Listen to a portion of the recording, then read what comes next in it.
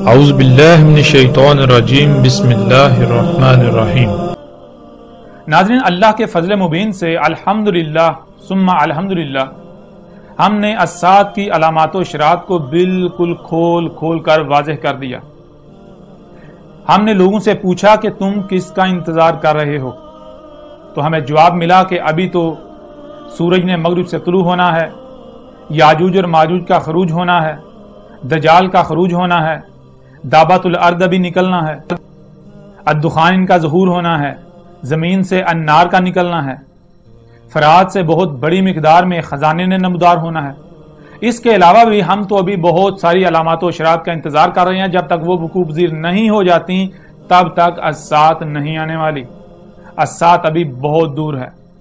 تو ناظرین، الحمدللہ اللہ کے فضل سے ہم نے الساعۃ کی تمام علامات و اشارات کو بالکل کھول کر واضح کر دیا کہ سورج کب سے مغرب سے طلوع ہو چکا، سورج کا مغرب سے طلوع ہونا کیا تھا، وہ واقعہ کب کا نمودار ہو چکا، کب کا وقوع پذیر ہو چکا۔ یاجوج اور ماجوج نہ صرف کب کے کھل چکے بلکہ انہوں نے جو کچھ کرنا تھا وہ کر چکے۔ یاجوج اور ماجوج نے زمین و آسمانوں میں کوئی ایک ذرہ بھی ایسا نہیں چھوڑا جس کو فساد زدہ نہیں کیا۔ دجال پوری دنیا میں دندناتا پھر رہا ہے، دابۃ الارض پوری دنیا میں دندناتا پھر رہا ہے، دخان جو کہ گیسیں ہیں وہ آج پوری دنیا کی فضا ان گیسوں سے بھر چکی۔ الساعۃ کی تمام تر علامات و اشارات کو ہم نے بالکل کھول کر واضح کر دیا، اور یہ بات بالکل واضح کر دی کہ اب الساعۃ اور اس سے پہلے ایک عظیم عذاب القاریہ صیحۃ واحدۃ آج آپ کے سر پر آ چکی ہے۔ یہ دونوں عذاب آج آپ کے بالکل سر پر موجود ہیں۔ اس کے علاوہ دین اسلام کیا ہے؟ الحمدللہ ہم نے دین اسلام کو بالکل کھول کر واضح کر دیا۔ اس طرح واضح کر دیا کہ کوئی کم سے کم عقل والا جو ہے اس کو بھی دین کو سمجھنے میں کسی قسم کی کوئی پریشانی لاحق نہیں ہوتی۔ ناظرین، ہمارا یہ حق بیان کرنا تھا کہ مخالفین جن کو یہ حق ہضم نہ ہوا، جن کو اپنی گدیاں جانے کا خوف لاحق ہو گیا، لوگوں نے جب ہماری ڈاکومنٹری کو دیکھا، اس ڈاکومنٹری کو لے کر اپنے علماء کے پاس گئے، اپنے بڑوں کے پاس گئے، شیوخ کے پاس گئے، ان سے جب سوال کیا کہ دیکھیں یہ کیا ہے، یہ ایک بات باقاعدہ ثبوتوں کے ساتھ کی جا رہی ہے، آیا اگر یہ حق ہے تو اس کی تصدیق کریں، اور اگر حق نہیں ہے تو اس کا رد کریں، لوگوں کو اس بارے میں اپنا موقف جو ہے وہ واضح کریں، لوگوں کی رہنمائی کریں، ان کو گائیڈ کریں۔ لیکن نتیجہ یہ نکلا کہ بجائے اس کے کہ حق کی تائید کی جاتی، سب سے پہلے تحقیق کی جاتی، اس کے بعد کوئی بات کی جاتی، لیکن مخالفین نے یوں کیا کہ انہوں نے لوگوں کو حق سے روکنے کے لیے طرح کے ہتھ کنڈے استعمال کرنا شروع کر دیے۔ لوگ ہماری بات نہ سنیں، لوگ ہماری دعوت کے قریب بھی نہ جائیں، اس کے لیے طرح کے الزامات ہم پر لگائے گئے، اور یہ الزامات لگانے کا مقصد صرف اور صرف یہی ہے کہ لوگ اس دعوت کے قریب نہ بٹکیں، لوگ ان کی بات کو نہ سنیں، کیونکہ اس وقت تک جو باتیں ہم تک پہنچی ہیں وہ یہ کہ ہر کسی کا یہی کہنا ہے، جن علماء حضرات کے پاس یہ بات گئی ہے، جن تک یہ ڈاکومنٹری گئی ہے، ان کا یہی کہنا ہے کہ یہ بندہ جادوگر ہے، اگر آپ اس کی بات سنیں گے، اس کی ڈاکومنٹری کو دیکھیں گے تو آپ پر اس کا جادو چل جائے گا۔ کوئی ان پڑھ ہو، پڑھا لکھا ہو، یا بہت بڑا سائنسدان ہو، کوئی بھی شخص ہو، جو بھی اس شخص کی ڈاکومنٹری کو دیکھے گا، نوا 7 پر چلنے والی ڈاکومنٹری کو دیکھے گا، اس پر اس کا جادو ہو جائے گا۔ یہ شخص دین کا علم نہیں رکھتا بلکہ یہ شخص جادوگر ہے، تو مجھے جادوگر بنا دیا گیا، اور لوگوں کو محض روکنے کے لیے میرے اوپر انتہائی بیہودہ الزامات لگائے گئے۔ وہ الزامات صرف اور صرف اس لیے لگائے گئے تاکہ لوگ اس حق کے قریب بھی نہ جائیں، لوگ بات سنیں ہی نہ۔ ظاہر ہے جب لوگ بات سنیں گے نہیں تو ان کو کیسے پتا چلے گا حق کیا ہے، ان کو کیسے پتا چلے گا حقیقت کیا ہے؟ تو لوگوں کو صرف حق سے روکنے کے لیے ان لوگوں نے میرے اوپر، ہمارے چینل کے اوپر، میری ٹیم کے اوپر، میرے ماننے والوں کے اوپر 2 بنیادی الزامات لگائے۔ ان میں پہلا الزام یہ ہے کہ یہ شخص اور یہ چینل یہ قادیانی ہیں، اس بندے کے فالورز قادیانی ہیں، مرزائی احمدی، ان کا جماعت احمدیہ سے تعلق ہے، مرزائیوں سے تعلق ہے۔ اور دوسرا جو بہتان، جو الزام ہمارے اوپر لگایا گیا، جو مجھ پر لگایا گیا، وہ یہ ہے کہ ان کا تعلق داعش سے ہے، ان کا تعلق دولت اسلامیہ سے، کبھی مجھے اور میری ٹیم کو، میرے چینل کو طالبان سے جوڑا جاتا ہے، کبھی دولت اسلامیہ داعش سے جوڑا جاتا ہے، اس کے علاوہ کبھی کسی گروہ سے کبھی کسی گروہ سے جو ہے وہ جوڑا جاتا ہے۔ اور یہ الزامات لگانے کا مقصد صرف اور صرف یہی ہے کہ لوگ ڈر کر یا کسی بھی وجہ سے اس بندے کی بات نہ سنیں۔ تو آج میں یہ باتیں آپ کے سامنے بالکل کھول کر واضح کر دینا چاہتا ہوں کہ لوگ مجھ پر، میری ٹیم پر، میرے ادارے پر یہ الزامات لگا رہے ہیں، میری دعوت پر الزامات لگا رہے ہیں کہ میرا قادیانی و مرزیوں سے تعلق ہے یا پھر داعش سے تعلق ہے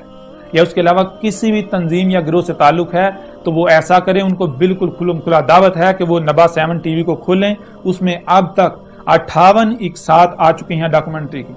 وہ پہلی قسط سے لے کر آخری قسط تک دیکھیں، ان کو یہ بات بالکل واضح ہو جائے گی کہ اس ڈاکومنٹری کے اندر ایک لفظ بھی ایسا نہیں ہے کہ جو قادیانیت کا پرچار ہو یا جس کا قادیانیت مرزیت کے ساتھ کوئی تعلق ہو، یا پھر دنیا کی کسی داعش تو بہت دور کی بات ہے، طالبان تو بہت دور کی بات ہے، دنیا کی کسی دہشت گرد تنظیم کے ساتھ کوئی رائے برابر بھی تعلق ہو۔ بلکہ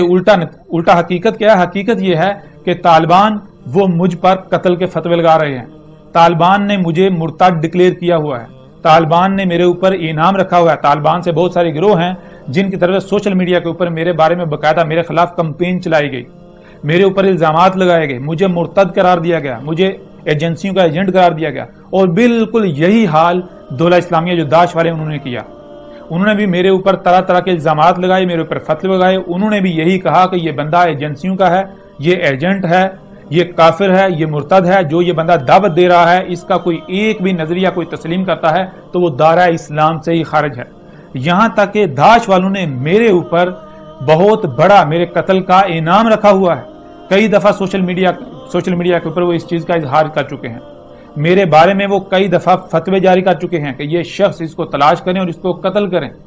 یہ ہمارے دین کا حلیہ بگاڑ رہا ہے، یہ لوگوں کو بہت میٹھے طریقے سے داعش سے روک رہا ہے، یہ لوگوں کو جہاد سے روک رہا ہے۔ میرے اوپر یہ بھی الزامات لگے کہ یہ بندہ بڑے میٹھے طریقے سے لوگوں کو جہاد سے، قتال سے روک رہا ہے۔ تو بہرحال مجھے اس طرح کے کسی قسم کے فتوے کی پرواہ نہیں ہے، چیز یہ ہے کہ میرے جو حق کے مخالفین ہیں، اس طرح جو میری دعوت کے مخالفین ہیں، جو علماء حضرات ہیں، خواہ ان کا کسی بھی فرقے سے تعلق ہے، وہ یہ کرتے ہیں کہ وہ میرے اوپر الزام لگاتے ہیں داعش کا، طالبان کا، مرزیت کا، اور جو مرزئی ہیں، داعش ہیں، طالبان ہیں، وہ میرے اوپر الزام لگا دیتے ہیں کہ یہ بندہ مرتد ہے، کافر ہے۔ یعنی کہ دونوں طرف سے یہ لوگ نہیں چاہتے کہ ہماری عوام اس بندے کی بات سنے۔ تو میں آپ عوام سے یہ گزارش کرتا ہوں، میں پاکستان کی حکومت سے، دنیا کی تمام ریاستوں سے، تمام کے تمام لوگوں سے، بالخصوص اپنی قوم سے، اردو بولنے والی قوم جو دنیا میں جہاں بھی ہے، وہ میری دعوت کو سنیں، میری دعوت کو دیکھیں،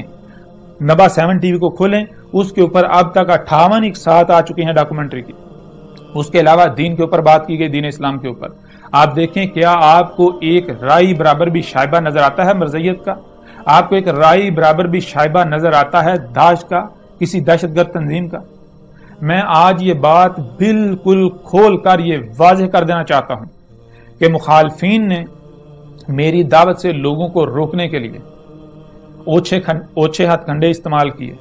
میرے اوپر اس لیے الزامات لگائے، انہوں نے پوری کوشش کی کہ لوگوں کو اس کی بات سننے سے روکا جائے، یہاں تک کہ بہت سارے نوجوان ایسے ہیں کہ جن تک میری دعوت پہنچی تو انہوں نے طالبان، داعش اور اس طرح کی بہت ساری جو آرگنائزیشنز ہیں، تنظیمیں ہیں، یا اس طرح کے اور جو دہشت گرد گروہ ہیں، ان کو بالکل ترک کر دیا، چھوڑ دیا۔ کیوں؟ کیونکہ میں نے ان کے اوپر یہ بات واضح کر دی کہ اللہ سبحانہ و تعالیٰ نے اس قرآن میں کہا ہے، اللہ نزل احسن الحدیث، اللہ نے جو اتارا تھا وہ کیا ہے؟ یہ حاضر قرآن کیا ہے؟ یہ اپنے نزول سے لے کر الساعۃ کے قیام تک کی احسن تاریخ ہے۔ اللہ سبحانہ و تعالیٰ نے اس قرآن کے اندر اس قرآن کے نزول سے لے کر الساعۃ کے قیام تک کی تاریخ اتاری۔ تو خدارہ پہچانو آپ اس وقت کس وقت میں موجود ہو، اس وقت آپ کی کیا ذمہ داری ہے۔ اور اس کے لیے میں اکثر ایک مثال بھی دیتا ہوں، مثال کے طور پر جب آپ گھر نیا لیتے ہیں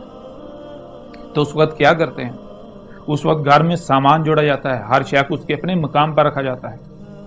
اور اگر اس دوران گھر کو آگ لگ جائے تو کیا کیا جاتا ہے؟ اس وقت سامان نہیں جوڑا جاتا، اس وقت آگ بجھائی جاتی ہے۔ کیوں؟ کیونکہ اگر آگ نہ بجھائی گئی تو گھر جل کر راکھ ہو جائے گا،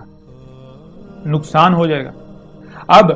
اگر ایسا ہو کہ آپ کو یقین ہو جائے آگ اس قدر زیادہ لگ چکی ہے،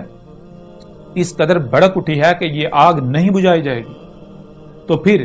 سوال یہ پیدا ہوتا ہے کہ کیا آپ گھر میں سامان جوڑیں گے، آگ بجھائیں گے، یا پھر خود کو اور اپنے گھر والوں کو بچائیں گے؟ تو جواب بالکل واضح ہے۔ جب آپ کو یقین ہو جائے کہ آگ اس قدر زیادہ بھڑک اٹھی ہے، اس قدر لگ چکی ہے کہ اب نہ ہی سامان جوڑا جا سکتا، نہ ہی آگ بجھائی جا سکتی ہے، اگر سامان جوڑیں گے تب بھی جلیں گے، راکھ ہوں گے، اور اگر آگ بجھانے کی کوشش کریں گے تب بھی جل کر راکھ ہو جائیں گے، تو اب کیا ذمہ داری ہے؟ اب ذمہ داری یہ ہے، اس وقت یہ کتب ہے کہ خود کو اور اپنے گھر والوں کو بچایا جائے، اور یہی ناظرین میں کر رہا ہوں۔